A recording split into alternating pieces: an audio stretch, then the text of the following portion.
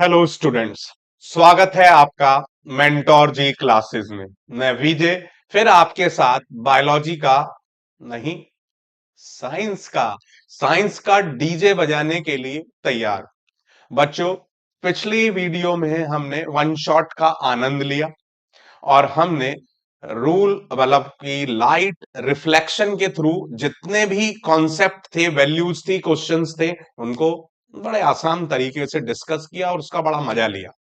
अब हम उसी के सेकंड पार्ट को इस वन शॉट में कंप्लीट करेंगे और आपके लिए फिर मैं लेकर आया हूं रिफ्लेक्शन के साथ अब रिफ्रैक्शन ऑफ लाइट। देखिए बच्चों, पिछली बार मैंने आपको बताया था कि अगर हम किसी भी लाइट आपका आप सीधे तरीके से ऐसे कर सकते हैं, किसी भी इंटरफेस को ले रहे हैं हम, टू मीडिया इंटरफेस। तो मीडियम के अंदर अगर हम एक तरफ पॉलिश कर दे रहे हैं तो सारा का सारा लाइट, पड़ी हुई जितनी भी इंसिडेंट लाइट है, वो सब रिफ्लेक्ट हो जाती है। जिस रिफ्लेक्शन को हमने स्फेरिकल मिरर्स के बेसिस पर सारे कॉन्सेप्ट के साथ हमने पिछले वन शॉट में समझा। अब इस वन शॉट में हम समझने जा रहे हैं रिफ्रैक्शन के सारे रूल्स और उसके सारे रिलेटेड कॉन्सेप्ट्स और वैल्यूज।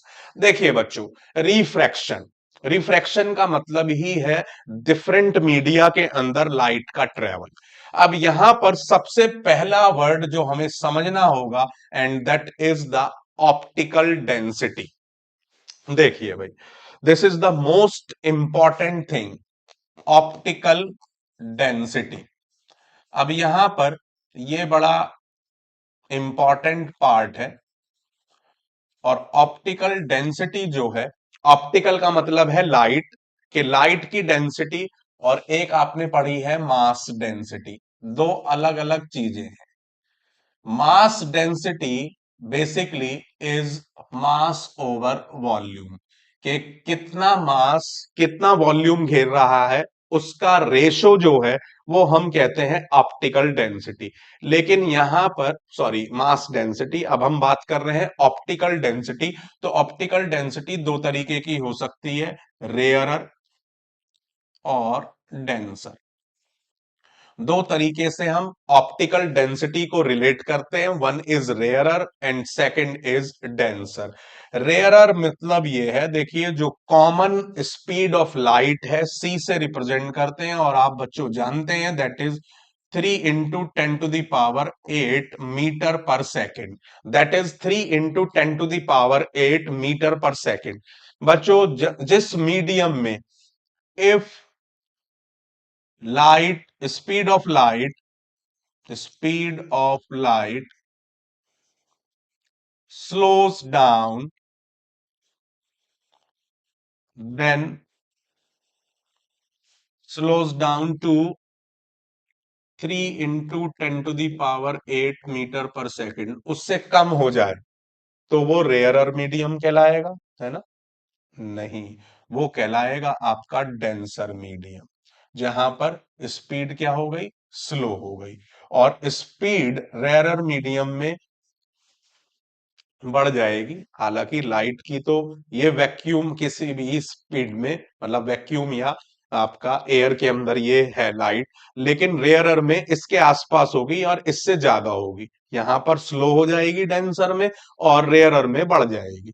तो जिसमें स्पीड बढ़ जाए वो रेयरर मीडियम, जिसमें स्पीड घट जाए वो डेंसर मीडियम। समझ में आ रही है बात? तो सिंपल, ये ऑप्टिकल डेंसिटी का सबसे पहला कॉन्सेप्ट आपको दिमाग में रखना पड़ेगा, और ये बड़ा इंपॉर्टेंट है जो आपको ध्यान में रखना है। अब इसका मैं क्यूआर कोड शेयर कर रहा हूं बच्चों। सबसे पहले तो आप इसको अपने दिमाग में रखिए कि जिसके बेसिस पर हम डेंसिटी को कंपेयर कर सकते हैं कि व्हाट इज रेयरर और व्हाट इज डेंसर। तो that is the QR code, deal with this. Save करिए इसको। अब मैं इसको आपको बुक में और मार्क करा देता हूं, ताकि आप इसको आसानी से अपने नोट्स में बदल सके, क्योंकि ये बहुत इंपॉर्टेंट पॉइंट है और ये सबसे पहला पॉइंट है जो हमें इसके साथ डिस्कस करना है। क्योंकि रिफ्रैक्शन को एक बेसिस पर मैं आपको पिछले ही वीडियो में उसका वैल्यू समझा चुका हूं। देखिए, अब यहां पर आप देखेंगे तो यहां पर ये इस जगह आपको ऑप्टिकल डेंसर और रेयरर का मीनिंग दिया हुआ है। देखो यहां पर आपको स्पेशली, ये बड़ा इंपॉर्टेंट पॉइंट है बच्चों, बहुत ही इंपॉर्टेंट, जिसके ऊपर आपके क्वेश्चंस बन सकते हैं, एमसीक्यू कॉम्पिटेंसी बेस्ड। देखिए केरोसिन का अभी आप देख रहे हैं ऊपर दिया हुआ है, हैविंग हायर रिफ्रैक्टिव इंडेक्स, अभी बात करेंगे, is optically denser than water, और mass density is less than water. देखिए यहां पर एक बड़ी इंपॉर्टेंट मास डेंसिटी, देखो डेंसिटी का मतलब ये है, mass density of is less than water, water की ज्यादा होती है। आप किसी भी केरोसिन ऑयल को डालें तो पानी के ऊपर तैर जाता, ऊपर ही रहता है, मिक्स नहीं होता, क्योंकि उसकी डेंसिटी कम है, वाटर की डेंसिटी ज्यादा है। लेकिन यहां पर अगर हम बात करें तो वाटर का रिफ्रैक्टिव इंडेक्स कम है और केरोसिन का रिफ्रैक्टिव इंडेक्स ज्यादा है। तो इस वजह से अभी हम रिफ्रैक्टिव इंडेक्स की भी बात करेंगे, तो आप उससे कह सकते हैं कि रिफ्रैक्टिव इंडेक्स ज्यादा होने की वजह से वो डेंसर हो गया, क्योंकि जिसका भी रिफ्रैक्टिव इंडेक्स ज्यादा होता है वो डेंसर कहा जाता है, मीडियम। तो अब इसी देखिए बात केरोसिन और वाटर की हो रही है, लेकिन दो बेसिस पर करी हमने, एक ऑप्टिकल डेंसिटी के बेसिस पर और एक करा हमने मास डेंसिटी के बेसिस पर। तो इस वैल्यू का बहुत समझना बहुत इंपॉर्टेंट है। देखिए the ability of a medium to refract light is also expressed in terms of optical density. अब ये ऑप्टिकल डेंसिटी की आपको डेफिनेशन दे रहे हैं, that is very very important. Optical density has a definite coordination, it is not same as mass density. We have been using the terms rarer medium and denser medium in this chapter. It actually means optically rarer medium, optically denser medium respectively. When can we say that a medium is optically denser than the other? In comparing two media, the one with the larger refractive index is optically denser medium and the other. तो refractive index अभी हम पढ़ेंगे, जिसका भी refractive index ज्यादा होगा उसकी उसके अंदर लाइट की स्पीड स्लो हो जाएगी, तो वो डेंसर मीडियम कहलाएगा। और other medium of lower refractive index optically rarer. अब देखिए speed of light higher in rarer medium than denser medium. तो दो तरीके से हम ऑप्टिकल डेंसिटी को रिलेट करते हैं, पहला है स्पीड ऑफ लाइट और दूसरा है रिफ्रैक्टिव इंडेक्स। तो रिफ्रैक्टिव इंडेक्स के बेसिस पर भी हम बात करेंगे इसको। तो सबसे पहला कॉन्सेप्ट जो मैंने आपको बताया, that is comparison of mass density to optical density. तो ये सबसे पहली चीज है जो हमने समझी और इस वैल्यू को हमने समझा, बहुत इंपॉर्टेंट है। I am sharing the QR code, तो इस चीज को बड़े ध्यान से आप समझिए, that is very important.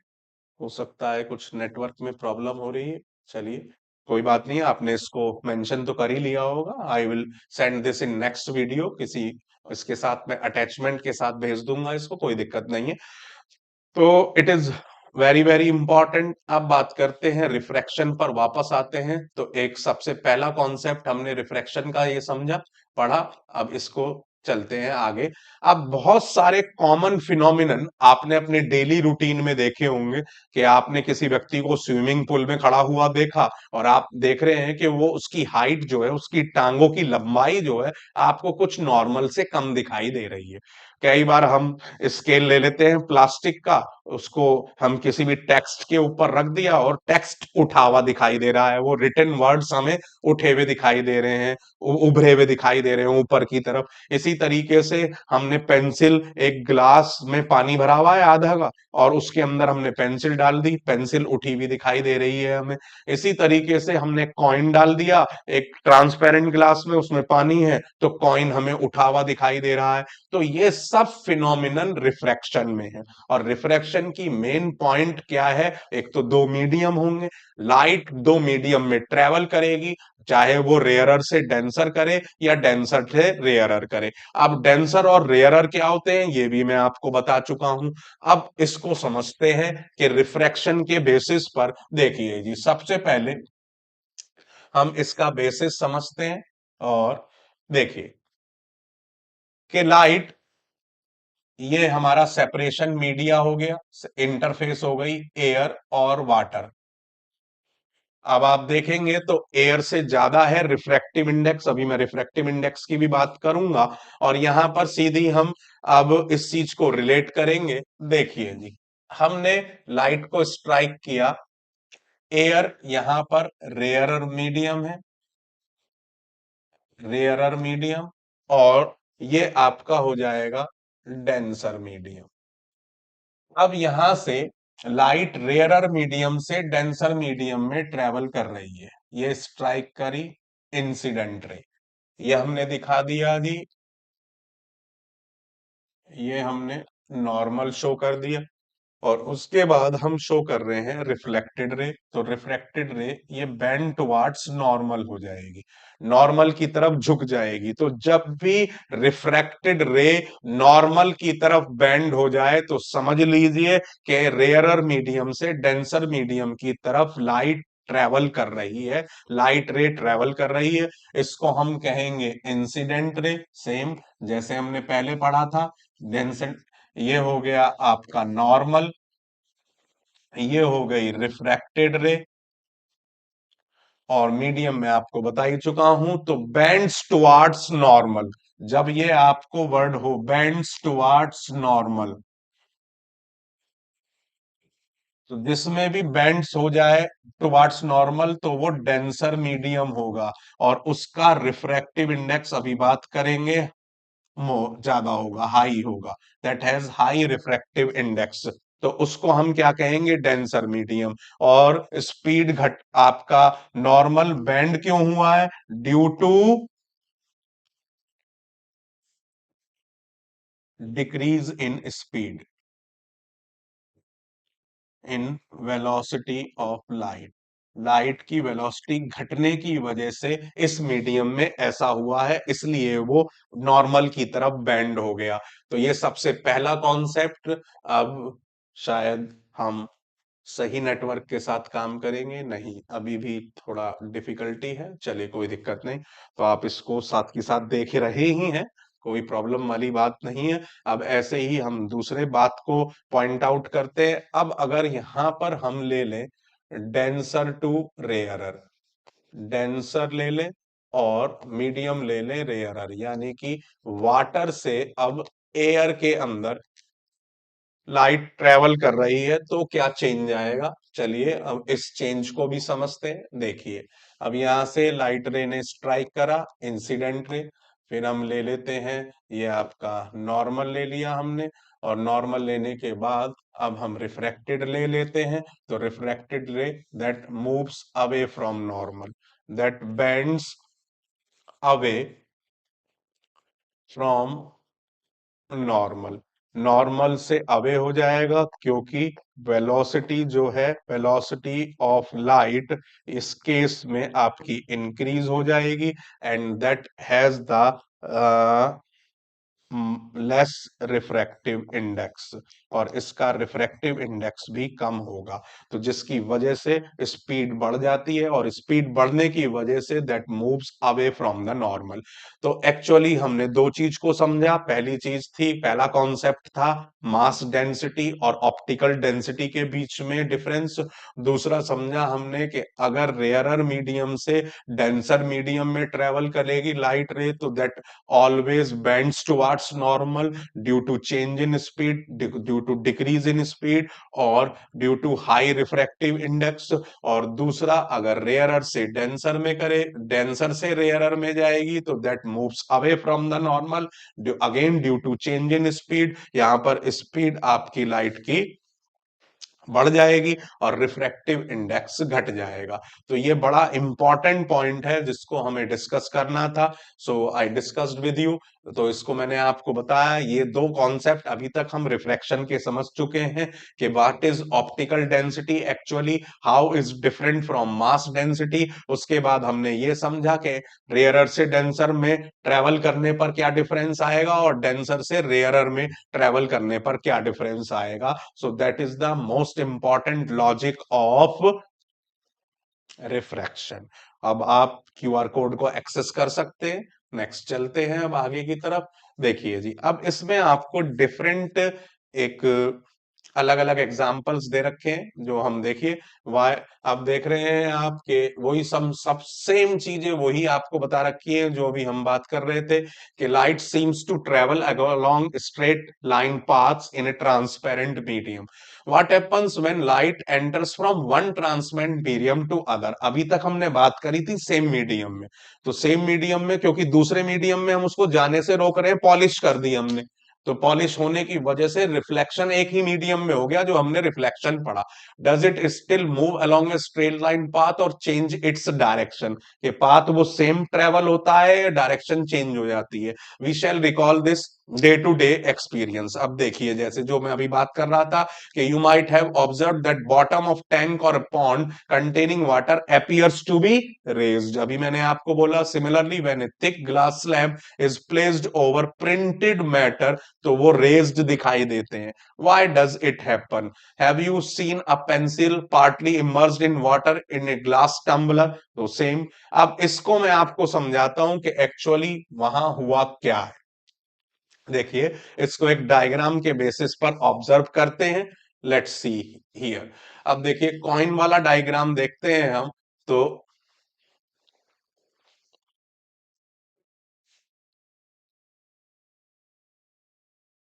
Coin वाले डायग्राम को अगर हम ऑब्जर्व करेंगे, let's see the diagram of coin. तो देखिए यहाँ कॉइन वाले डायग्राम को आप ऑब्जर्व करेंगे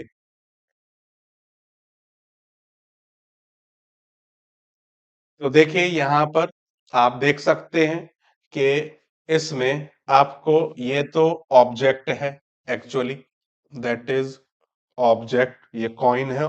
actual position of coin, actual position of coin, और ये आपको इमेज दिखाई दे रही है, इमेज ऑफ कॉइन। और ऐसा क्यों हो रहा है, रेज्ड क्यों दिखाई दे रहा है, ये रेज्ड बढ़ा हुआ उठा क्यों दिखाई दे रहा है, ड्यू टू रिफ्रैक्शन। रिफ्रैक्शन, ये रिफ्रैक्शन की वजह से हो रहा है। अब आप देखिए ये आंख से हम देख रहे हैं और लाइट रे कहां जा रही है, एयर, एयर इज रेयरर, ये रेयर मीडियम है, रेयर, ठीक है जी। और ये डेंसर मीडियम है, ये रेयरर हो गया, ये डेंसर मीडियम हो गया। अब आप देख सकते हैं कि ये हमने यहाँ पर नॉर्मल डाल दिया दोनों तरफ, तो नॉर्मल से रेयरर डेंसर में आ रही है तो दैट बेंड्स टुवर्ड्स नॉर्मल, ठीक है। एयर से वाटर में आ रही है तो that bends towards normal. Bend होने की वजह से अब आप देख रहे हैं एक्चुअली जब इसको हम आगे सीध में मिलाएंगे, स्ट्रेट लाइन इसकी लेंगे, तो दैट विल फॉर्म रेज्ड। ये आपको रेज्ड दिखाई देगा, उठा हुआ दिखाई देगा। अब ये एक्टिविटी में दिया हुआ है तो बच्चों इसलिए बिल्कुल पूछा जा सकता है, इसलिए आपको भी इसको बहुत अच्छे तरीके से ध्यान में रखना है। So that is very very important. तो इसीलिए मैं डायग्राम के बेसिस पर आपको ये समझाया है और इसको क्यूआर कोड से मैं शेयर भी कर रहा हूं। तो बहुत इंपॉर्टेंट है, बहुत अच्छे तरीके से आपको इसको अपने साथ समझना है, देखना है और ध्यान में रखना है। अभी आप ये कहोगे ये तो एनसीईआरटी में दिया हुआ है, भैया एक्टिविटी के फॉर्म में दिया हुआ है ये और इम्पोर्टेंट है। अभी आप कहो कि ये आउट ऑफ सिलेबस है, ये आउट ऑफ सिलेबस नहीं है। तो इस चीज को अच्छे तरीके से समझ लें। इसी तरीके से पेंसिल वाला डायग्राम आप देखें तो उसमें भी सेम प्रैक्टिस आपको अप्लाई करनी है। ये भी आप देख रहे हैं कि पेंसिल एयर से वाटर में, तो एयर से वाटर में सेम यहां पर हमने परपेंडिकुलर डाला, यहां पर परपेंडिकुलर डाला, तो आप देख रहे हैं कि ये परपेंडिकुलर से जब हम सीधा जो, अब ये सेम वही हो गया, ये एयर है, रेयरर मीडियम, और ये हो गया आपका वाटर, डेंसर मीडियम। तो दैट रेयरर से डेंसर में आ रही है तो दैट बेंड्स टुवर्ड्स नॉर्मल, ठीक है जी। नॉर्मल की तरफ बेंड हो गई। अब बेंड होने की वजह से आप देख रहे हैं एक्चुअल पोजीशन इसकी ये है, ये ऑब्जेक्ट है, इमेज यहां बन रही है। तो जब हम इसको पीछे बढ़ाएंगे तो दैट ये उठी भी हमें दिखाई देगी। तो ये दोनों ही आपको भैया बुक में एक्टिविटी की फॉर्म में दिए हुए हैं, इसलिए ये बड़े इंपॉर्टेंट है। डायग्राम बिल्कुल बने हुए या बनाने के लिए आपके आ सकते हैं। रे डायग्राम बड़े कॉमन है ये, तो आप बड़े ध्यान से इनको अपना समझ कर रखें ताकि आप इसकी वैल्यू को लिख सकें वहां, क्योंकि यही अब बनकर आ रहे हैं भैया कॉम्पिटेंसी बेस्ड क्वेश्चन। इन्हीं के नाम वो कॉम्पिटेंसी बेस्ड क्वेश्चन दे दिया गया है। तो इसमें कोई और नई चीज नहीं है, तो ये सिर्फ आपको विजिलेंट रहना है, उस चीज को समझना है, उस पर फोकस करना है ताकि आप उसका प्रॉपरली आंसर दे सकें। तो ये चीज देखिए, यहां पर आपको दोनों एक्टिविटी ये रहा, place a coin at the bottom of the bucket, ये सेम एक्टिविटी मैंने आपको समझा दी अभी। और लार्ज शैलो में कॉइन रखेंगे बाउल में, तो ये मतलब दोनों ही कॉइन की ही एक्टिविटी है। एक में आप देख रहे हैं, ठीक है जी, समझ में आ रही है बात? Clear, coin becomes visible again on pouring water to the bowl. अब ये विजिबिलिटी के बेसिस पर दिखा रखी है, शैलो बाउल में रखा है जिसके अंदर विजिबिलिटी कम है, तो उसके बेसिस पर दो अलग अलग है। तो coin appear slightly raised above its actual position due to refraction. ठीक है जी, थिक स्ट्रेट लाइन आपने उसके ऊपर व्हाइट पेपर के ऊपर खींची और उसके ऊपर आपने ग्लास स्लैब को रख दिया, तो ये भी उठा हुआ दिखाई दे, उठी हुई दिखाई देगी लाइन आपको। ये उस बेसिस को आपको समझा रहे हैं। अब ग्लास स्लैब से किस तरीके से रिफ्रैक्शन होता है, लेट्स फोकस ऑन दैट। अब उसके ऊपर बात करते हैं, another very important concept of this chapter. चलिए अब उसको आगे फॉरवर्ड करते हैं, ठीक है।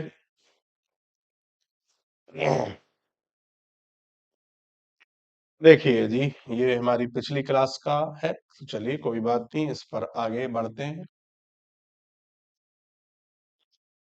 अब देखिए क्या करेंगे हम, ये आपने प्रैक्टिकल लैब में भी किया होगा, उसी को ही प्रैक्टिकल को उसी अंदाज में दोहराते हैं, समझाते हैं। देखिए आपको क्या करना है, एक पूरा का पूरा लकड़ी का आप वो लेते हैं, फ्रेम लेते हैं, उसके ऊपर आपको एक A4 साइज का व्हाइट पेपर लेना है, और उस A4 साइज के व्हाइट पेपर के बिल्कुल बीचों बीच रेक्टेंगुलर ग्लास ब्लॉक आपको रख देना है। और रखने के बाद उसकी इस तरीके से बाउंड्री बना लेनी है। बाउंड्री बना लेने के बाद उसको हटा लेना है। हटा लेने के बाद चलिए इसको थोड़ा सा छोटा कर लेते हैं, इसको वापस थोड़ा सा, ताकि हम इसको, अब ये हमने ए बी सी डी इस तरीके से ये रेक्टेंगुलर ग्लास ब्लॉक की बाउंड्री बना ली है, ठीक है जी। अब बनाने के बाद क्या करना है आपको, पेंसिल से इसको आपने हटा लिया, रेक्टेंगुलर ग्लास ब्लॉक यहां रखा हुआ था, इसको हमने हटा दिया। हटाने के बाद हम क्या करेंगे, इसकी एक तरफ हमने इस तरीके से लाइन खींची, और उसके ऊपर दो ऑल पिन लगा देंगे हम इसके ऊपर। We put two all pins there, ये यहां पर ऑल पिन्स लगा देंगे और वापस इसको हम रख देंगे रेक्टेंगुलर ग्लास ब्लॉक को, और हम इसकी अपोजिट साइड से इसको देखेंगे। जो दूसरी साइड है उस रेक्टेंग इधर, इसके बिल्कुल अपोजिट साइड से, अपोजिट इंटरफेस से इसको वॉच करेंगे, इसको ऑब्जर्व करेंगे। तो ऑब्जर्व जब हम करेंगे तो हमें इसकी इमेज दिखाई देगी। अब सपोज कीजिए इसकी इमेज हमें यहां इस तरीके से,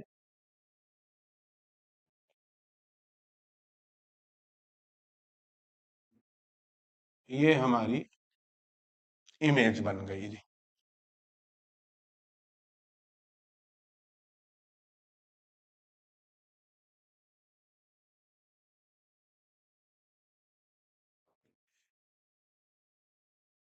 इस तरीके से ये हमने इसकी इमेज दिखा दी, ठीक है। अब यहां पर इस ये ऑल पिन के हमें यहां पर वो दिखाई देंगे, ये ऑल पिन हमें सेम उसी तरीके से इसकी इमेज यहाँ ऑल पिन के बेसिस पर ही हम देख पाएंगे, ठीक है जी। अब हम क्या करेंगे, ये ऑल पिन रिमूव कर देंगे, फिर इसको हटा देंगे, इसको भी हटा देंगे, और साथ के साथ ये वाले ऑल पिन जो हमें दिख रहे हैं, ये हमने यहाँ इसको समझने के लिए लगाए थे, इसको भी हम हटा देते हैं। अब यहां पर हम क्या करेंगे, यहां पर अब हम खींचेंगे आपका परपेंडिकुलर डाल दिया हमने। अब ये आपका एयर, ये glass, so what will happen, आप जानते हैं दैट बेंड्स टुवर्ड्स नॉर्मल, तो यहां हम बेंडिंग दिखा देंगे। अब बेंडिंग दिखा दी है, और दैट अगेन ग्लास एयर, तो that moves away from normal. तो इस तरीके से दो बार आपका इसमें रिफ्रैक्शन हुआ, एक तो रेयरर से डेंसर में और एक डेंसर से रेयरर में। ठीक है जी, तो दो इंटरफेस हुआ, एक तो ए बी इंटरफेस है, इंटरफेस, और एक हो गया आपका सी डी इंटरफेस। तो इस तरीके से दो इंटरफेस के थ्रू ये हमारी बैंड आपका दो बार रिफ्रैक्शन हुआ। इसे बोलेंगे हम, that is the incident ray, incident ray, and that is refracted ray, refracted ray, that is named as आपका, इसे बोलेंगे हम emergent ray, this is emergent ray. अब एंगल्स की बात करते हैं। सो एंगल हम देखें, सो this is the angle of incidence, ये वाला हो जाएगा एंगल ऑफ रिफ्रैक्शन। ऐसे ही इन दोनों के बीच में जो बनेगा, यहाँ पर एक बार मैं दिखा देता हूं, ये उसके ऊपर ही मर्ज हो गया थोड़ा सा, ये वाला, ये एंगल जो होगा हमारा, ये this one, this is again R. अब यहाँ आप देख रहे हैं तो सेम पोजीशन इस तरीके से हो गई कि ये परपेंडिकुलर हो गए, और परपेंडिकुलर से ये आपका इस तरीके से आएगा कि ये दो परपेंडिकुलर हमने दिखाए हैं, तो ये लाइन इस तरीके से आ रही है, और ये परपेंडिकुलर आपके इस तरीके से हैं। तो ये एक आर तो इधर बन रहा है आर, और एक आर आपका इधर बन रहा है। तो ये दो पैरेलल लाइन के बीच में एक ट्रांसवर्स है, तो ये आपके दोनों अल्टरनेट एंगल्स हो गए, इसलिए ये भी आर है और ये भी आर है। ये अल्टरनेट इंटीरियर एंगल वाला आपका कॉन्सेप्ट लग गया, जिसकी वजह से ये वाला एंगल ऑफ रिफ्रैक्शन इस वाले एंगल ऑफ रिफ्रैक्शन के बराबर होगा। अब जो ये निकलेगा एंगल, इसको हम कहेंगे एंगल ऑफ इमरजेंस। तो आई हो गया आपका एंगल ऑफ इंसिडेंस, आर हो गया जी एंगल ऑफ रिफ्रैक्शन, और ई हो गया जी आपका एंगल ऑफ इमरजेंस। अब इस प्रैक्टिकल के कंफर्मेशन के, जो प्रैक्टिकल आप कर रहे हैं वो ठीक है या नहीं, for that I must be equal to E, angle of incidence must be equal to angle of emergence, तो ही ये आपका करेक्ट है जो एक्सपेरिमेंट आप कर रहे हैं। यानी कि अगर आपने यहां पर 30 डिग्री के एंगल से इस इंसिडेंट रे को दिखाया है, तो ये 30 डिग्री के एंगल से ही इमरजेंट रे निकलनी चाहिए, तभी आपका ये ठीक माना जाएगा। अब इसमें एक चीज और आपको ध्यान में रखनी है भैया, जब हम इसको आगे बढ़ाएंगे, तो ये बेसिकली ये हमने आगे बढ़ा दिया, तो ये आगे बढ़ाने पर ये कहलाएगी produced, produced incident ray, incident ray. तो ये प्रोड्यूस्ड इंसिडेंट रे बेसिकली आपका जो इसके बीच का डिफरेंस है, दोनों के बीच का, ये है आपकी इमरजेंट रे। तो ये हो गया, this is said perpendicular distance between emergent ray and produced incident ray, incident ray, and that is named as lateral displacement, इसको हम कहते हैं lateral displacement. That is another very important कि एक्चुअल पाथ इसका ये था, इतना डिफ्लेक्शन आ गया, इतना चेंज आ गया, पाथ अपने बेसिस पर इतना। अब ये दोनों एक दूसरे के पैरेलल क्यों है? उसके पैरेलल का रीजन है आपका कि दो बार रिफ्रैक्शन हो रहा है, एक बार एयर से ग्लास यानी कि रेयरर से डेंसर के लिए, और एक बार फिर डेंसर से रेयरर के लिए। तो इस दो बार रिफ्रैक्शन की वजह से जो प्रोड्यूस्ड इंसिडेंट रे है वो पैरेलल है इमर्जेंट रे के। So that is very very important concept. So this is how you can draw this diagram, और ये बहुत इंपॉर्टेंट है आपका बोर्ड एग्जाम के लिए। That can be asked in any format in the form of competency based question, जो कि मैंने आपको बताए हैं वो इस बेसिस पर के कैसे आप सर्टिफाई करेंगे कि experiment is correct. How can we certify? That must be I equal to ई।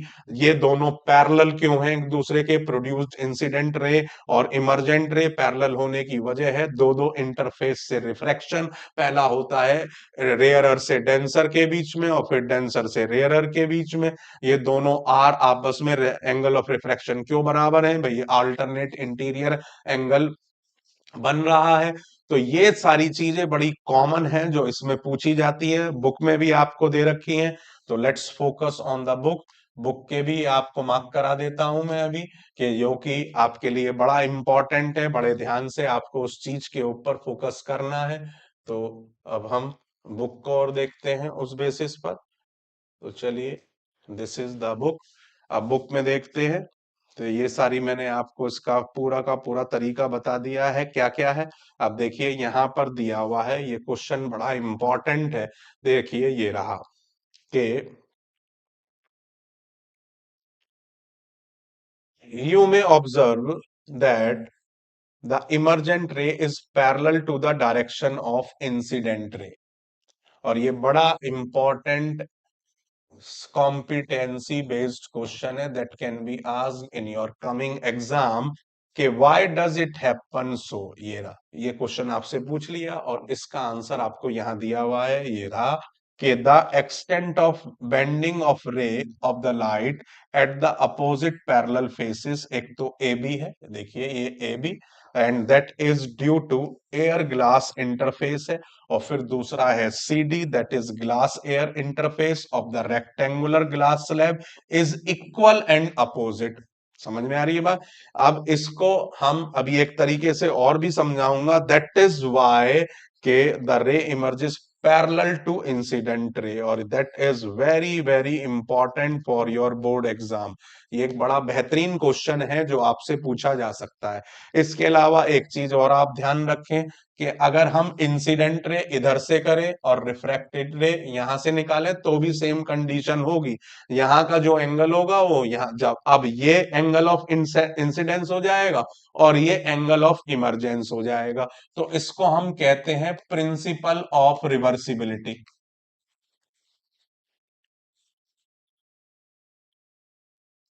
तो ये भी बड़ा एक इंपॉर्टेंट कॉन्सेप्ट है, इससे ही रिलेटेड है, हालांकि बुक में नहीं है लेकिन ये इसके साथ जुड़ा हुआ है, जिसे हम कहते हैं principle of reversibility.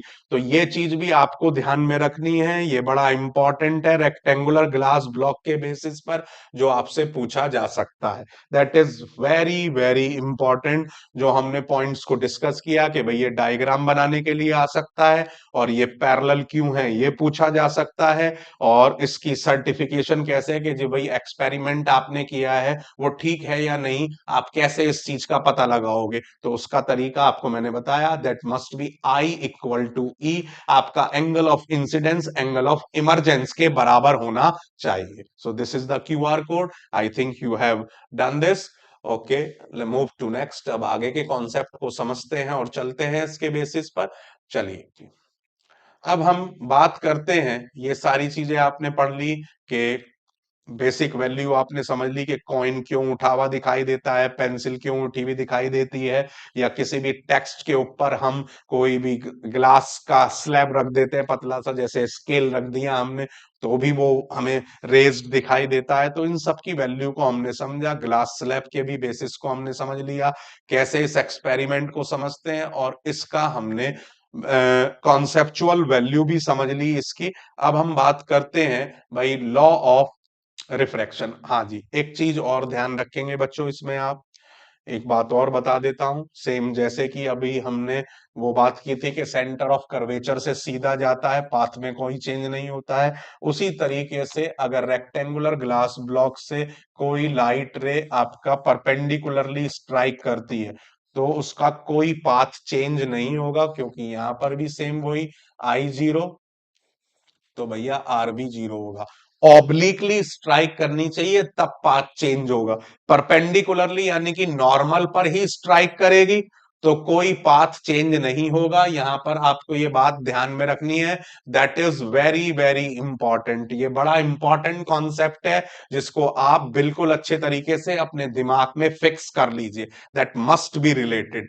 So the incident रे, इसमें भी सेम वही पहला पॉइंट, तो पहला लॉ तो सेम है, वही पहला पॉइंट लॉ का, कि जैसे रिफ्लेक्शन में था ऐसे ही रिफ्रैक्शन में है कि सारे एक ही प्लेन में होते हैं, चाहे वो इंसिडेंट रे है, रिफ्रैक्टेड रे है और नॉर्मल है, all are in the same plane. दूसरा यहां पर चेंज हो जाएगा ये कि ratio of sine of angle of incidence, sine cos आपने मैथ में पढ़े हैं, ratio of sine of angle of incidence is name sine of angle of incidence to sine of angle of refraction is equal to, for a given color, ये भी बहुत important है, and for a given pair of media that remain constant, and this constant is named as refractive index, and this law is named as Snell's law, और इसी constant value को हम refractive index कहते हैं। ये बड़ा important है, of the second medium with respect to first, ये भी आपको ध्यान में रखना है, निकलेगा सेकंड मीडियम का, लेकिन किसके बेसिस पर, फर्स्ट के बेसिस पर। अब मान लीजिए मैंने इसको लिखा ए म्यू जी, इसको म्यू से भी रिप्रेजेंट कर सकते हैं और एन से भी रिप्रेजेंट कर सकते हैं, ए एन जी। यहां पर अगर मैं कहूं A for air, G for glass और डब्ल्यू फॉर वाटर, इस तरीके से अगर हम अलग अलग यूज करें तो यहां पर हम इसको बोलेंगे refractive index of glass with respect to water. क्या बोला जाए, sorry, with respect to air, ये इस तरीके से बोला जाएगा। जो बाद वाला है उसका रिफ्रैक्टिव इंडेक्स माना जाता है, ये दिखाता है, यही चीज ये कह रहे हैं कि refractive index of second medium with respect to first. तो सेम उसी तरीके से हमने बोला है कि refractive index of glass with respect to air, या हम लिख दें इस तरीके से जी म्यू ए, तो यहां हो जाएगा refractive index of air with respect to glass, हम लिख दें ए एन आपका W and A refractive index of air with respect to water. So such, ये भी आपको बहुत अच्छे तरीके से दिमाग में रखना है, that is very very very important concept, क्योंकि ये भी एक नंबर में आपसे एमसीक्यू में पूछा जा सकता है, ये बहुत अहमियत रखता है। इसका भी क्यूआर कोड मैं आपको शेयर कर रहा हूं, अच्छे तरीके से आप इन नोट्स को, ये बड़े आपका कमाल का रिवीजन हो रहा है बच्चों, मन से आपने इन वन शॉट्स को देख लिया, पूरा आपने अपना 1-1.5 घंटा लगाया, तो आपका ये समझ लीजिए कि चैप्टर बेहतरीन तरीके से रिवाइज हो गया, और उससे आप वही वन शॉट्स नोट्स बनाइए और बेहतरीन तरीके से रिवीजन करिए और बढ़िया मार्क्स लेकर आइए। ठीक है जी, तो ये हो गया आपका क्यूआर कोड। चलिए अब आगे की बात करते हैं, रिफ्रैक्टिव इंडेक्स को पढ़ते हैं। अब देखिए, you have already studied that A ray of light that travels obliquely, ये वर्ड बहुत इंपॉर्टेंट है, परपेंडिकुलरली स्ट्राइक करेगा तो आपने देख लिया, that is not following the any, उसमें चेंज नहीं आएगा, that follow the same path obliquely from one transparent medium into other, so will change the direction in the second medium. The extent of change in direction takes place in a given period pair of media may be expressed in terms of refractive index, the constant appearing the right hand side of the equation. The refractive index can be linked to important physical quantity, ये बड़ा important है भाई, बहुत ही important बात ये कर रहे हैं, ये पैराग्राफ बहुत ही इंपॉर्टेंट है। That is source of competency based question in form of MCQ and other, relative speed of propagation of light in, it turns, देखिए, out that light propagates with a different speed in different media. Light की travels fastest in vacuum, vacuum में इसकी speed 3 × 10⁸ होती है, in air speed of light is only marginally less, तो इसलिए हम air और वैक्यूम में दोनों में सेम दिखा देते हैं, लेकिन मार्जिनली लेस ही होती है, वैक्यूम में बेस्ट होती है। It reduces considerably in glass और वाटर, डेंसर मीडियम में। तो value of the refractive index for a given pair of media depends upon the speed of light in two media. अब सीधी सी सिंपल सी बात है कि अगर स्पीड ऑफ लाइट आपकी ज्यादा है तो इसका मतलब उसका रिफ्रैक्टिव इंडेक्स भी ज्यादा है, और ऐसा पर्टिकुलर क्या कहलाएगा, स्पीड ऑफ लाइट भी ज्यादा, और तो आपका सॉरी रिफ्रैक्टिव इंडेक्स उसका कम होगा, तो ऐसा मीडियम रेयरर मीडियम कहलाएगा। और उल्टा होता है तो डेंसर मीडियम कहलाएगा, जहां पर स्पीड ऑफ लाइट तो हो जाएगी कम और रिफ्रैक्टिव इंडेक्स हो जाएगा ज्यादा। तो इसका मतलब क्या हुआ कि speed of light refractive index के इनवर्सली प्रोपोर्शनल है। तो ये बहुत इंपॉर्टेंट कॉन्सेप्ट है, आपको ध्यान में रखना है। अब इसी बेसिस पर देखिए ये बात बता रहे हैं, I am sharing this QR code, तो इसको ध्यान से आप देखिए, समझिए, नोट्स को रखिए। जब भी स्पीड बढ़ेगी तो रिफ्रैक्टिव इंडेक्स घटेगा, वो रेयरर मीडियम होगा। जब स्पीड ऑफ लाइट आपकी बढ़ जाए तो रिफ्रैक्टिव इंडेक्स आपका घट जाएगा, और जब स्पीड ऑफ लाइट घटेगी तो रिफ्रैक्टिव इंडेक्स बढ़ेगा, तो वो डेंसर मीडियम होगा, जस्ट इसके अपोजिट। तो अब आप इस क्यूआर कोड से एक्सेस कर सकते हैं। लेट्स मूव टू नेक्स्ट, अब आगे देखते हैं। देखिए इसी बेसिस पर ये फॉर्मूला आपको बता रहे हैं कि जब एक मीडियम से दूसरे मीडियम में ट्रेवल कर रहा है, V1 स्पीड मीडियम 1 में है, V2 स्पीड मीडियम 2 में है, तो हमारा फॉर्मूला बनेगा भैया कि 2 1। अब यहां पर आपको दिखा रखा है मीडियम 1 मीडियम 2, मीडियम 1 एयर है, मीडियम 2 ग्लास है, यानी कि रेयरर से डेंसर में जा रहा है। तो फॉर्मूला हमारा हो गया refractive index of medium 2 with respect to medium 1। क्या है ये, refractive index of medium 2 with respect to medium 1। Medium 1 का हम निकाल रहे हैं मीडियम 2 से, समझ में आ रही है बात, समझ में आ रही है। तो that is same argument, refractive index of medium 1 with respect to medium 2, refractive index of medium 1 with respect to medium 2। ठीक है जी, refractive index of medium 1 with respect to medium 2, ये लिखा जाएगा ऐसे, और जो ये वाला है ये वाला लिखा जाएगा रिफ्रैक्टिव इंडेक्स ऑफ मीडियम 1, यहां पर मीडियम 2 आएगा विद रेस्पेक्ट टू मीडियम 1। तो 2 1 लिखा हुआ है तो हम 1 का निकाल 2 का निकाल रहे हैं 1 के बेसिस पर, और 1 2 लिखा हुआ है तो हम 1 का निकाल रहे हैं 2 के बेसिस पर। समझ में आ रही है बात, तो ये चीज ध्यान रखिएगा, ये बड़ा इंपॉर्टेंट है। Refractive index of medium 1 with respect to medium 2, 1 2 12 लिखा हुआ होगा, और refractive index of medium 2 with respect to medium 1, तो वो 1 लिखा हुआ होगा, इस तरीके से 21। तो ये आपको ध्यान में रखना है। तो अब इसको हम कहेंगे V1 बाई V2, इसको कहेंगे V2 बाई V1। ठीक है जी। इफ मीडियम 1 इज वैक्यूम और एयर, ये बड़ा इंपॉर्टेंट कॉन्सेप्ट है फिर, जिसे कॉम्पिटेंसी बेस्ड क्वेश्चन के लिए, तब उस बेसिस पर refractive index of medium 2 is considered with respect to vacuum, और इसको हम कहते हैं एब्सोल्यूट रिफ्रैक्टिव इंडेक्स, बहुत पूछा जाता है ये। तो जब refractive index of medium 2 with respect to 1, तो V1 अपॉन V2 होगा, उल्टा हो जाए refractive index of medium 1 with respect to medium 2, that becomes V2 upon V1। तो ये बड़े इंपॉर्टेंट फॉर्मूले हैं जिनके बेसिस पर आपको एग्जाम में क्वेश्चंस मिलेंगे। तो I am sharing the QR code, इस क्यूआर कोड को समझें, देखें मतलब, और इसको सेव करें, आपके अपने पास नोट्स बनाएं, ताकि फ्यूचर यूज में आप इसको आसानी से आपका यूज कर सकें, वन शॉट को फायदा उठा सकें इसका। तो I think that is enough time. अब बड़ा इंपॉर्टेंट डिस्कशन करते हैं एक और। देखिए जी, नेक्स्ट आता है अब आपका एक बेसिस पर आ गया कि हम एयर से किसी दूसरे मीडियम में, अननोन मीडियम है उसके अंदर हम ट्रेवल कर रहे हैं। तो यहां पर सीधा फॉर्मूला आपका आता है कि speed of light in air upon speed of light in medium. So that is important formula. So that refractive index equal to c upon v। तो यहां पर c है स्पीड ऑफ लाइट जो कि फिक्स्ड है, आप जानते हैं 3 × 10⁸ मीटर पर सेकंड।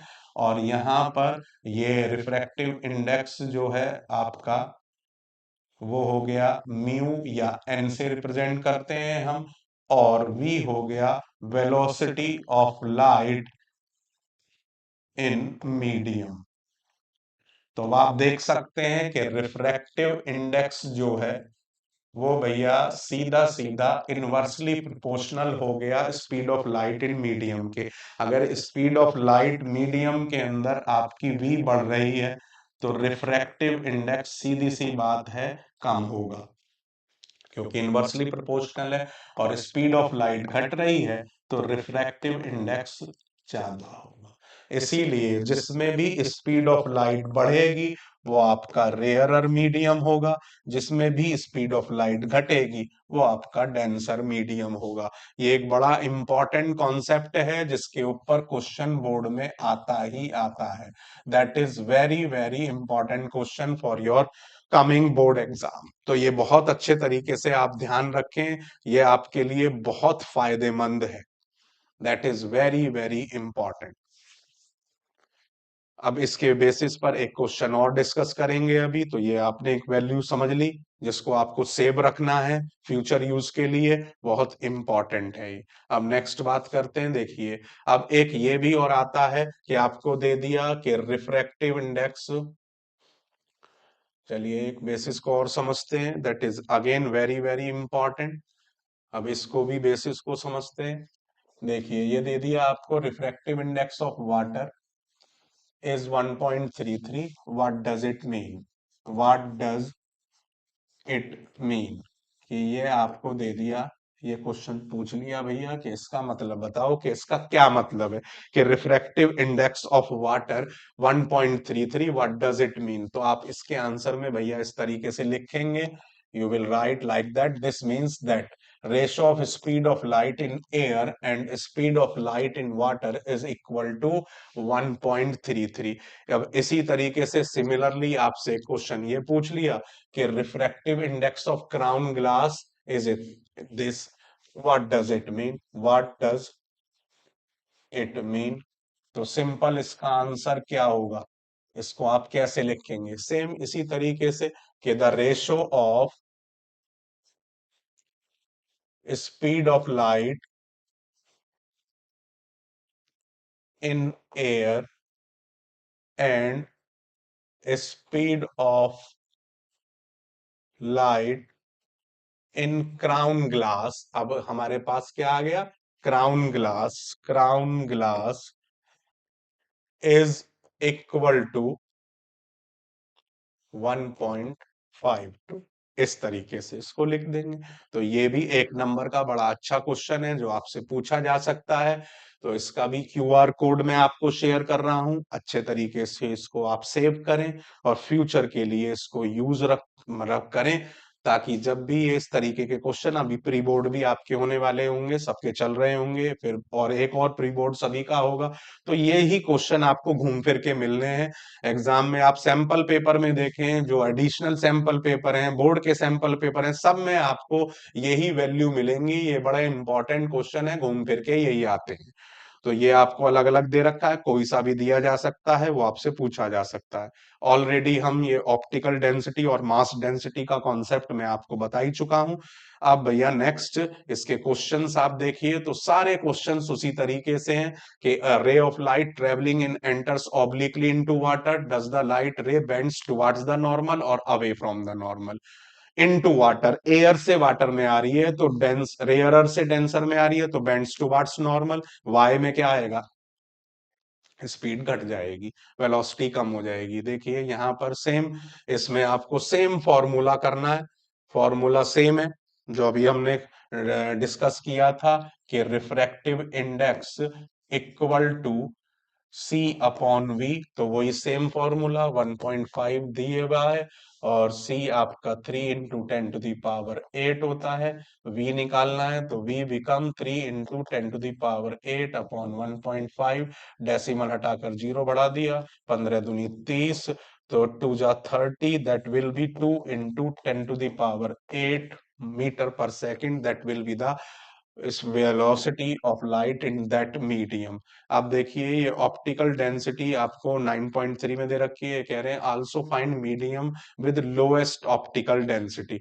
हाईएस्ट भाई जिसका रिफ्रैक्टिव इंडेक्स सबसे ज्यादा होगा उसकी ऑप्टिकल डेंसिटी भी सबसे ज्यादा होगी, और जिसका रिफ्रैक्टिव इंडेक्स सबसे कम होगा उसकी ऑप्टिकल डेंसिटी भी सबसे कम होगी, तो वो रेयरर मीडियम हो गया, जिसकी हाईएस्ट है वो डेंसर मीडियम हो गया। अब देखिए सेम क्वेश्चन के डायमंड की 2.242 है, इसका क्या मतलब है, अभी मैंने आपको बताया सेम क्वेश्चन। और ये वाला क्वेश्चन भी भैया बहुत बहुत इंपॉर्टेंट है। कैरोसिन, टर्पेंटाइन और वाटर तीनों की आपको इन तीनों में स्पीड ऑफ लाइट किसकी फास्टेस्ट है, भाई बहुत बार आ चुका है बोर्ड में, ये चारों क्वेश्चन ही इसके बेसिस पर बहुत बार आ चुके हैं। अब कैसे करेंगे आप देखिए, कैरोसिन, टर्पेंटाइन और वाटर, अब मैं इसको पहले आपको शेयर कर देता हूं क्यूआर कोड को, उसके बाद फिर इस क्वेश्चन को हम टेबल से ही कर सकते हैं, क्योंकि भाई हमें याद तो है नहीं, तो ये आपको गिवन मिलेंगे एग्जाम में, उसके बेसिस पर आप अंदाजा लगाएंगे। कॉन्सेप्ट वही है कि refractive index is inversely proportional to speed of light in that medium. तो इसको हम अब एक्सेस करते हैं, देखिए भैया ये आपका पूरी की पूरी दे रखी है, हमें दे रखा था वाटर, कैरोसिन और टर्पेंटाइन, तो आप टर्पेंटाइन का देखें, टर्पेंटाइन ऑयल का भैया ये हो गया, ये वाटर का हो गया, और ये कैरोसिन का हो गया। अब कॉन्सेप्ट हमें लगाना है कि refractive index is inversely proportional to velocity, तो जिसका भी रिफ्रैक्टिव इंडेक्स ज्यादा होगा उसकी वेलोसिटी सिंपल सी बात है कम होगी, तो स्लोएस्ट हो गई इसमें क्योंकि सबसे ज्यादा है, तो इसकी तो होगी स्लोएस्ट वेलोसिटी, इसके अंदर तो लाइट की स्लोएस्ट वेलोसिटी ऑफ लाइट इसके अंदर, और इसके अंदर हाईएस्ट होगी क्योंकि इसका सबसे कम है। बस यही आपको आंसर देना है, इसी के बेसिस पर आपको अरेंज कर देना है, यही इस कॉन्सेप्ट के ऊपर ये क्वेश्चन बेस्ड है। ओ मैं समझता हूं बच्चों बहुत आपको हेल्प हो रही होगी, क्योंकि मैं सीधे मुद्दे की बात पर बात कर रहा हूं, मैं फालतू चीजों को ना तो एक्सप्लेन कर रहा हूं ना उनके ऊपर कोई भी वैल्यू दे रहा हूं। मैं जो भी चीज एग्जाम से डायरेक्टली रिलेट करती है, जिनके ऊपर क्वेश्चन आते हैं, हम उन्हीं को डील कर रहे हैं। अब नेक्स्ट चलते हैं आगे। अब लास्ट पोर्शन बचता है इसका, और लास्ट पोर्शन है भैया रिफ्लेक्शन ऑफ स्फेरिकल लेंसेज। अब रिफ्रैक्शन देखिए, अब यहां पर एक अच्छे तरीके से सिंपल पैरेलल बात पर हम बात करेंगे, जो कि बिल्कुल आपके काम में आएगी। ज्यादा कुछ हम इसके अंदर डील नहीं कर रहे हैं, हम सिंपल पैरेलल बात करेंगे, हम दो चीजों को पैरेलल एक दूसरे के साथ रिलेट करेंगे, जिससे आपका अभी की अभी ये सारा कॉन्सेप्ट बिल्कुल क्लियर हो जाएगा। देखिए जी, मिरर और लेंस, ठीक है। अब मिरर और लेंस का मेन कंपैरिजन क्या है, देखिए जी, मिरर वर्क करते हैं रिफ्लेक्शन पर, और ये वर्क करते हैं रिफ्रैक्शन पर। समझ में आ रही है जी बात, जहां पर मिरर के अंदर जो आपका कॉनकेव मिरर है, वो यहां पर कॉन्वेक्स लेंस की तरह वर्क करेगा, बिल्कुल सेम है, ये दोनों एनालॉगस है, सेम सेम फंक्शनिंग है इनकी, सेम सेम फंक्शनिंग, बिल्कुल समझ में आ रही है बात, बिल्कुल सेम फंक्शनिंग आएगी आपकी।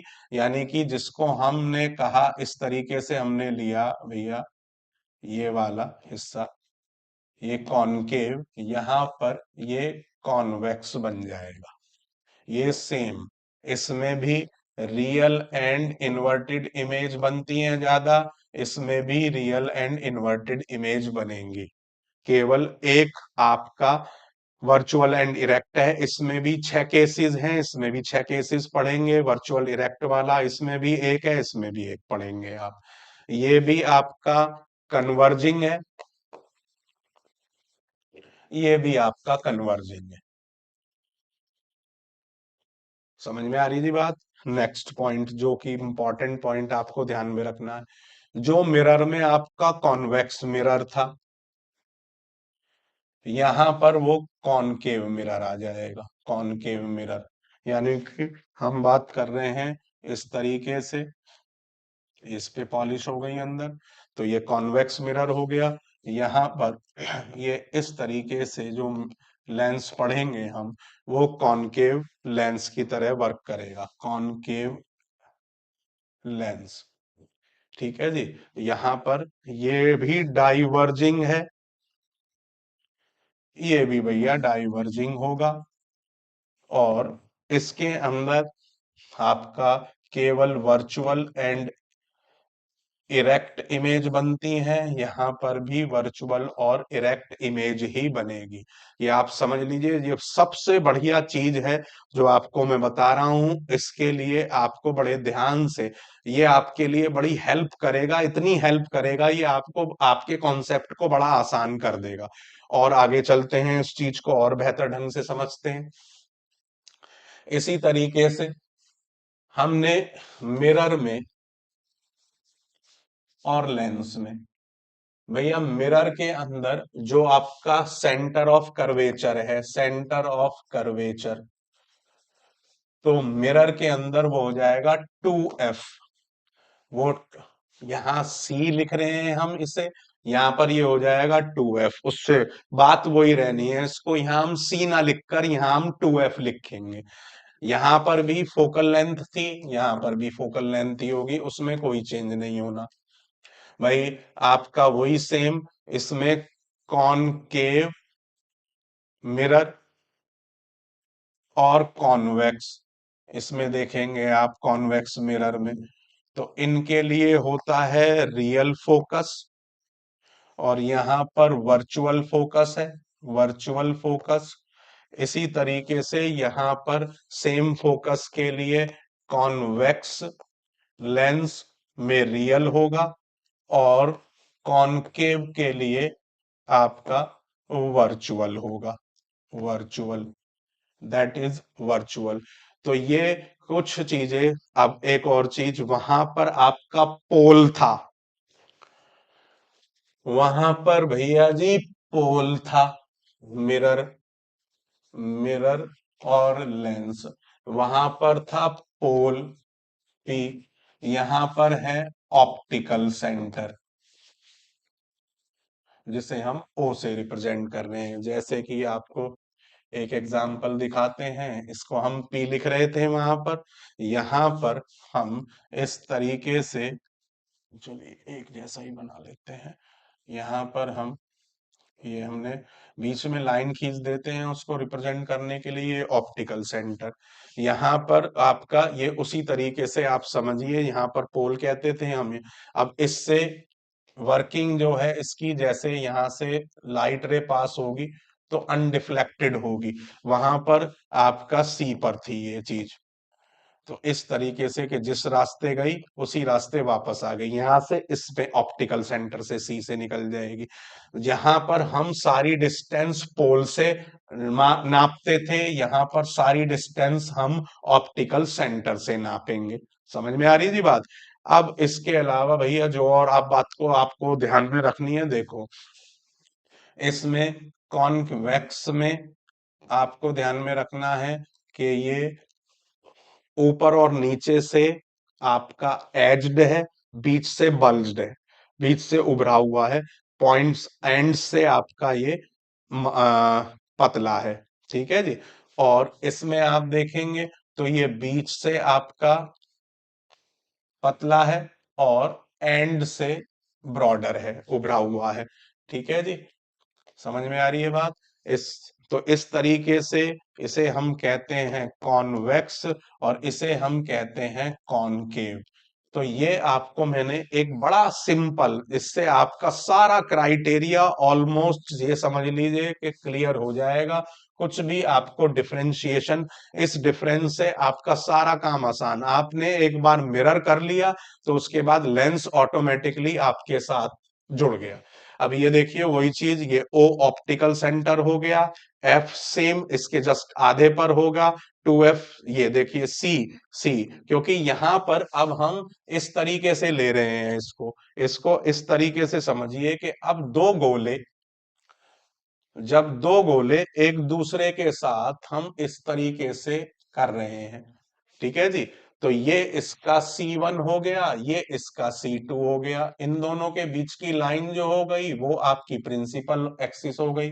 ये जहां पर कट कर रहा है लेंस के मिड पार्ट को, उसको हमने ऑप्टिकल सेंटर कह दिया।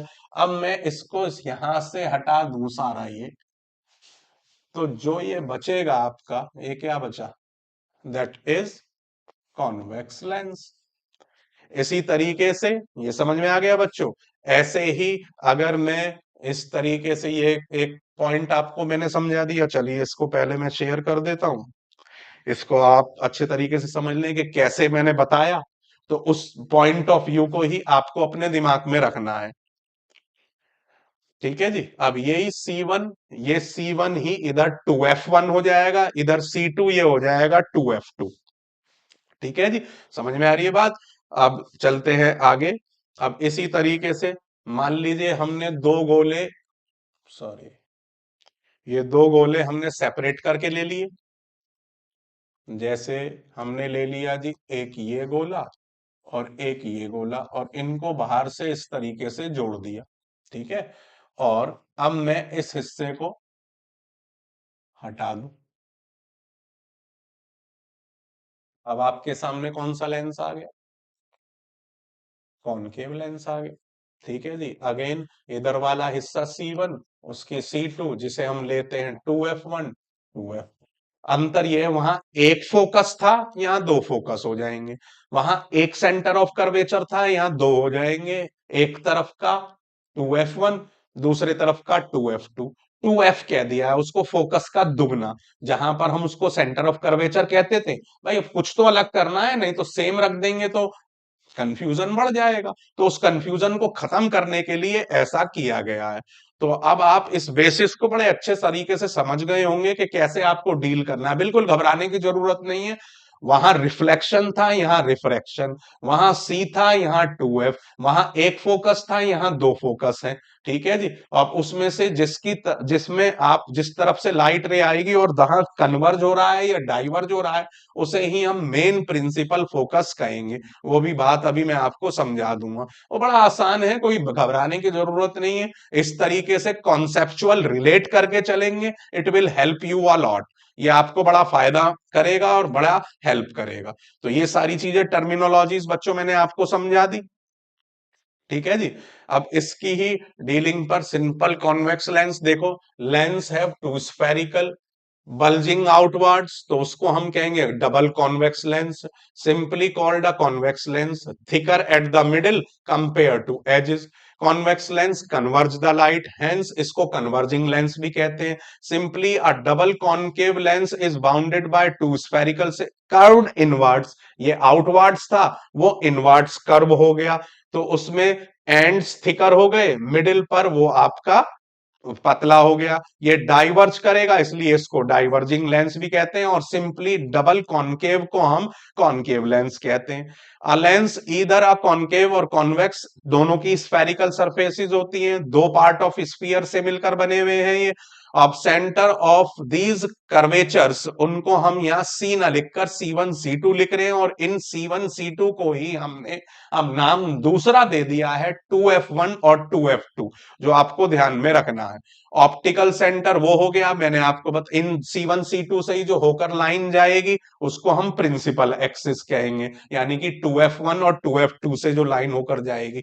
अब centre point of a lens is named as optical centre, it is use usually represented at O, और a ray of light through optical centre length pass बिना deviation, without suffering any deviation, बिल्कुल सीधी निकल जाती है। जैसे कि हमने उधर कॉन्सेप्ट पढ़ा था, इस पर डेविएशन यानी कि इसके ऊपर पाथ में चेंज होता है, लेकिन बहुत माइन्यूट चेंज होता है, तो जिसकी वजह से हम इसको सीधा दिखा देते हैं। चेंजेस आते हैं, लेकिन सेंटर ऑफ कर्वेचर पे जो हमने पिछली बात करी थी, वो आपको बताया था कि टेंजेंट वाला व्यू आया था कि रेडियस जो है टेंजेंट पर परपेंडिकुलर होती है, तो इस वजह से दैट बाउंस बैक यहां पर सीधी निकल रही है, पाथ में चेंज नहीं, बाउंस बैक नहीं हो रहा, सीधी निकल रही है। तो ये भी बात आपको ध्यान में रखना है ऑप्टिकल, ठीक है जी। तो स्मॉल अपर्चर सच लेंसेज, अब हम यहां पर जो भी लेंसेज बात कर रहे हैं वो बहुत ही कर्वेचर इक्विडिस्टेंट है, यानी कि दोनों तरफ की कर्वेचर बराबर है।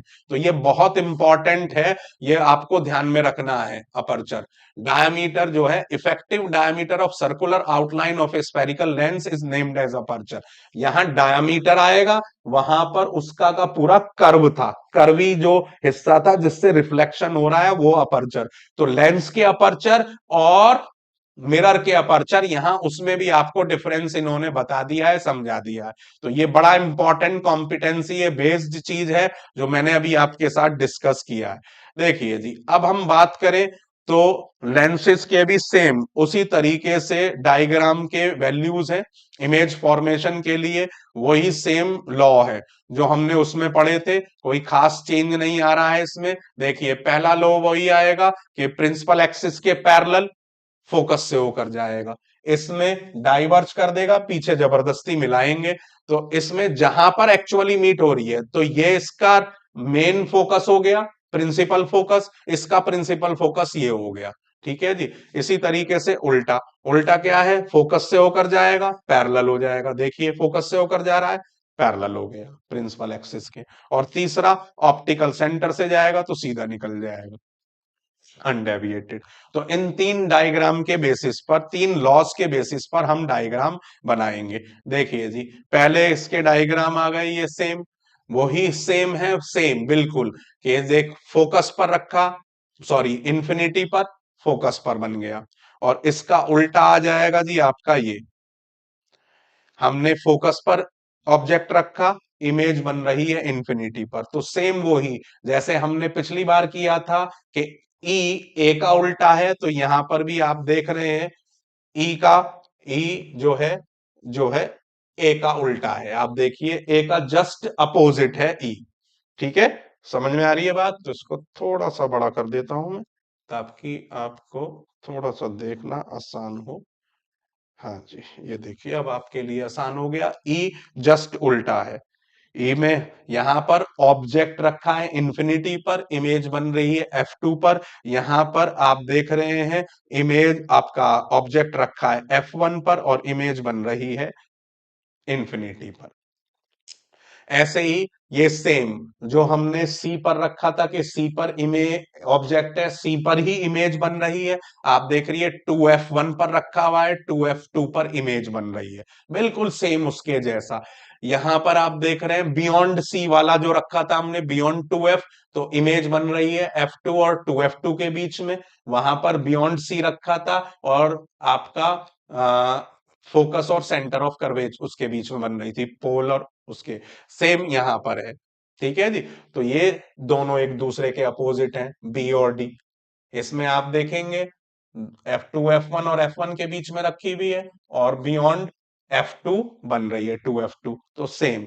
इसी वहां पर एक केस रियल वर्चुअल और इरेक्ट का था, यहां पर भी एक केस ये वर्चुअल और इरेक्ट का है। तो ये फिर आपके बिल्कुल सेम आप देखेंगे, कंपैरिजन करेंगे, बस अंतर क्या आ रहा है, वहां रिफ्लेक्शन है, यहां पर रिफ्रैक्शन है, वहां पर सी था, यहां पर 2F है। ठीक है जी। वहां पर आपका पोल था, यहां पर ऑप्टिकल सेंटर है। वहां पर सेंटर ऑफ कर्वेचर से सीधी मतलब बाउंस बैक हो रही थी पढ़ने के बाद, यहां पर ऑप्टिकल सेंटर से सीधी निकलेगी। वहां पर भी 6 केस थे, यहां पर भी 6 केस हैं आपके। उसमें भी एक real and virtual and direct का था, यहां पर भी एक वर्चुअल। वहां पर सी पर इमेज ऑब्जेक्ट था, सी पर इमेज बन रही थी। यहां पर भी उसी तरीके से 2F1 पर अगर आप ऑब्जेक्ट रखेंगे, 2F1 पर इमेज रखेगी, सेम साइज की बनेगी। वहां पर भी आपका सी पर सेम साइज की बन रही थी। ये फोकस वाले दोनों इन्फिनिटी और फोकस वाले एक दूसरे के अपोजिट थे, यहां पर भी सेम है। और यहाँ वहां पर बियॉन्ड सी वाला था, यहां पर भी 2F1 के बियॉन्ड और उसके बीच। तो सेम बिल्कुल है, उसी तरीके से आपको करना है, बस वहां पर रिफ्लेक्शन था, यहां पर रिफ्रैक्शन है। वहां का कॉनकेव मिरर यहाँ के कॉन्वेक्स लेंस के बराबर है, सेम तरीके से काम करेगा। वहां का कॉन्वेक्स मिरर यहाँ के कॉनकेव मिरर के बेसिस पर काम करेगा। देखिए सेम वही आ गया आपका।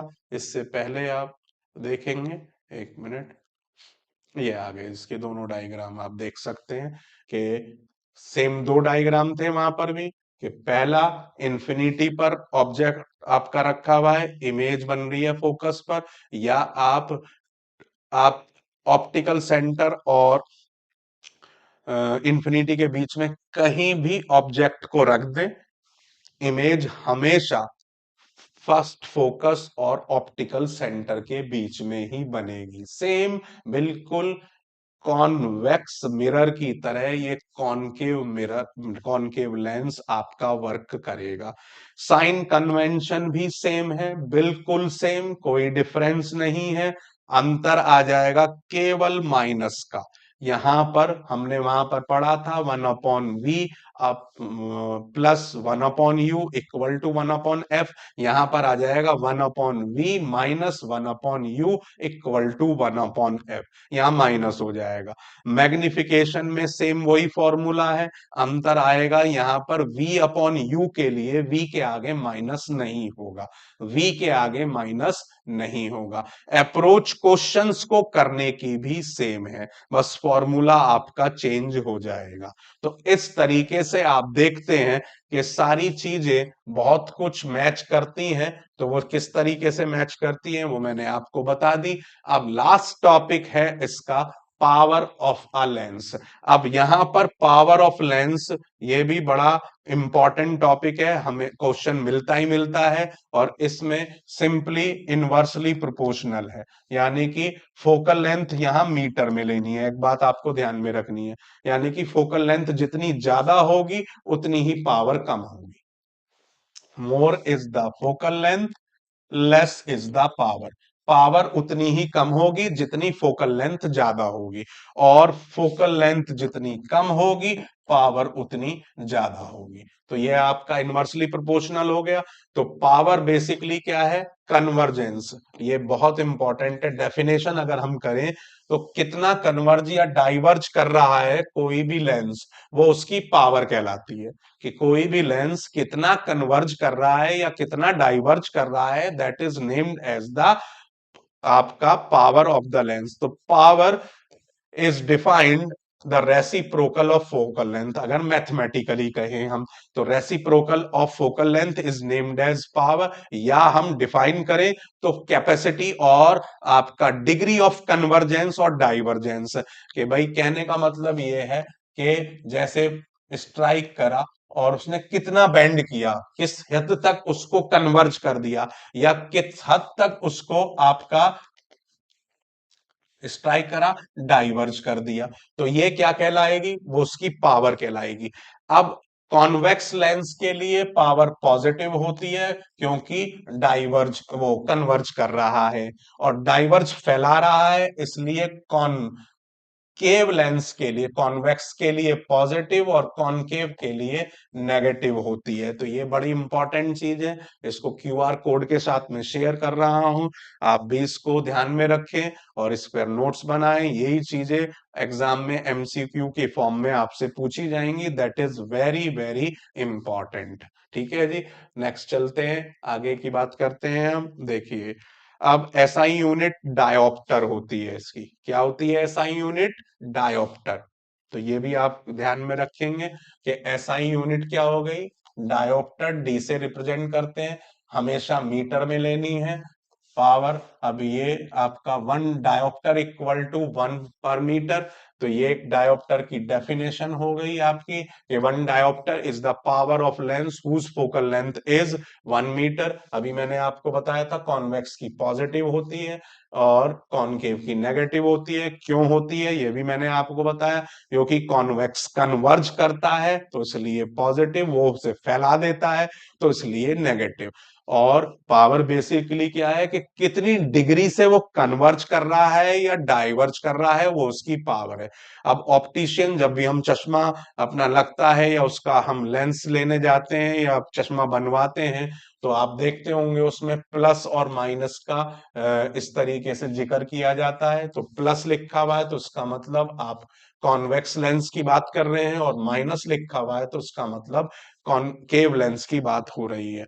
अब इसमें एल्जेब्रिक सम के बेसिस पर आप देखेंगे, मान लीजिए आपको इस तरीके से एक कॉम्बिनेशन दे दिया, इसकी +2d दी हुई है, इसकी -2d दी हुई है, तो टोटल पावर क्या हो गई? P1 plus P2 that means +2 -2 that becomes 0। तो इस तरीके से ये कॉन्सेप्ट नेट पावर जो कह रहे हैं कॉम्बिनेशन ऑफ लेंस की, वो भी आपसे पूछा जा सकता है। तो ये बड़ा इंपॉर्टेंट है कि कॉम्बिनेशन। अब मान लीजिए जो बड़ा है, अब आप जानते ही हैं, मान लीजिए यहाँ पर इसकी जगह होता +5 और इसकी जगह होता -10d, तो अब आप समझ सकते हैं नेट क्या आ जाता? नेट पावर आ जाती +5 प्लस -10 दैट बिकम -5d। ठीक है, तो इस तरीके की चीजें पर भी क्वेश्चन आपको मिल सकता है, ये बड़ा इंपॉर्टेंट है और आपको इसके ऊपर ध्यान रखना है। Again I am sharing this with deal with this series, और ये बहुत अच्छे तरीके से आपको ध्यान में रखना है। तो that is very very important, ये चीज आप ध्यान में रखें, ये बहुत काम में आने वाला है आपके। तो इस चीज को बहुत अच्छा फंक्शनली आपको समझकर करना है। अगेन इसको क्यूआर कोड को आप यूज करके फ्यूचर नोट्स बनाए अपने, इससे बेहतरीन तरीके से आपका चैप्टर का रिवीजन नहीं हो सकता। आप सारी चीजें एक एक करके इसमें समझ पा रहे हैं। अब इसी बेसिस पर देखिए क्वेश्चन है आपके, ये बड़ा इंपॉर्टेंट क्वेश्चन है। 1 डायोप्टर तो मैंने अभी आपको बताया ही। ये देखिए ये एक बड़ा ही जानदार क्वेश्चन है और इसको कॉन्सेप्ट वाइज करके आप बड़े आसान तरीके से इसका आंसर निकाल सकते हैं। That's a very important question for board exam. आप इसमें देख सकते हैं, ये कह रहे हैं कि रियल एंड इन्वर्टेड इमेज बन रही है एक निडल की 50 सेंटीमीटर। समझ में आ रही है बात? A distance of 50 centimetre from it, यानी कि लेंस की और इमेज के बीच की डिस्टेंस 50 सेंटीमीटर है। Where is the needle placed in front of the convex lens if the image is equal to the size of object, यानी कि 2f1 पर ऑब्जेक्ट रखा जाएगा और इमेज बन जाएगी 2f2 पर। तो ये एक ही किस्सा हो सकता है जब 2f पर रखा हुआ हो। तो 2f इक्वल टू आपको क्या दे दिया? 50 दे दिया, और f इससे क्या आ गया? 25। अब इसमें आप दूसरा कॉन्सेप्ट ये लगा सकते हैं कि v इक्वल टू u है। तो इस तरीके से आप पावर निकालने के लिए P equal to 1/f formula लगा देंगे, इसको मीटर में बदलना पड़ेगा आपको, और उसके बाद आप इसको आसानी से कर सकते हैं। अब यही चीजें बच्चे आपको मैंने पूरी तरीके से ये पूरा चैप्टर रिवाइज कर दिया है। 2 1 शॉट में हमने इस पूरे के पूरे बड़े चैप्टर को अच्छे तरीके से समझ लिया है। अब आपका काम है इसके क्वेश्चंस को डील करें। सारा बेसिक कॉन्सेप्ट जितना भी कंसेप्चुअल क्वेश्चंस के साथ था सब हमने डिस्कस किया है। अब आप इसके सारे क्वेश्चंस को डील करिए, जो भी डाउट है वो बताइए, किसी भी तरीके की कोई भी प्रॉब्लम वो भी आप हमारे साथ डिस्कस कर सकते हैं। ये इसके सारे क्वेश्चंस आप बैठकर करिए, इन पर सेम कॉन्सेप्ट लगना है जो भी मैंने आपको बताया है, वही चीज आपको ध्यान में रखनी है। देखिए फाइंड द फोकल लेंथ तो सीधा फॉर्मूले में लगाना है, ये देखिए सीधा डाइवर्जिंग और प्लस है तो भाई देखो कन्वर्जिंग ही होगा, जो भी वैल्यू बताई है वही सारी चीजें। देखो प्लेन मिरर का प्लस वन क्या होता है, प्लस का मतलब वर्चुअल एंड इरेक्ट, और वन का मतलब है size of object is equal to size of image. ये आपको बताना है। ये लेंस के आपके क्वेश्चंस हो गए। तो ये आसानी से आप डील कर सकते हैं किसी भी क्वेश्चन में आपको। ये देखिए ये एक 9th क्वेश्चन बड़ा इंपॉर्टेंट है।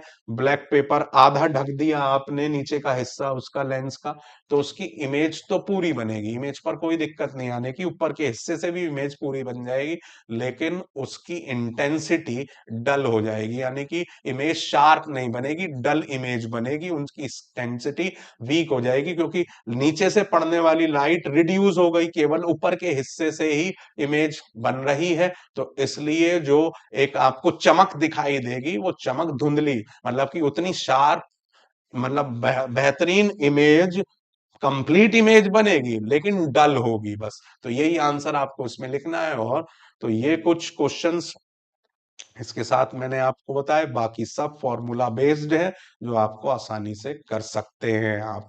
तो this is the completion of one shot of refraction. आपने इस रिफ्लेक्शन और रिफ्रैक्शन वाले पूरे चैप्टर को अच्छे तरीके से एनालाइज कर लिया है। Go through that. अब एक एक पॉइंट को बड़े अच्छे तरीके से करिए, इंपॉर्टेंस के साथ उसके साथ जुड़िए, और इसी तरीके से अपने सब्जेक्ट को मेंटोर जी पर आसान बनाते रहिए, और साइंस को आसान बनाते रहिए, और पूरी साइंस का डीजे वीजे के साथ बजाते रहिए। मिलते हैं अगले वन शॉट में जो मैं लेकर आ रहा हूं, इलेक्ट्रिसिटी। आप उसका भी मजा लेंगे अगले